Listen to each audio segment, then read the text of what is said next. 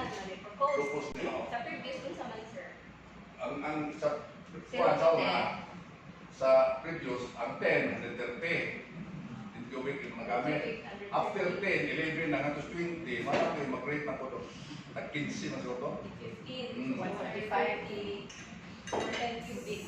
Pag imong 130, nauna, sana po, pag kulong na ni, sa 11 na ka, anak ni 15 inugang, mobile na ka 150 plus 15, matong 145. So, second question, Sir Roy, at the time na public hearing ba na ang hearing tao sa MWB dito mo sa Manila?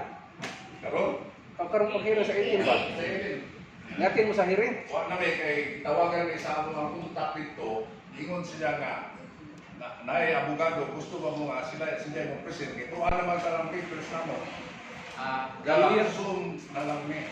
Ang lawyer mo ni Zoom na mo, lawyer. Zoom ra. Oh, da. So ini pangutana nila naapod ni makatubag kay nama mi sa kuan. So, ang hearing without objection ang nahitabo dito.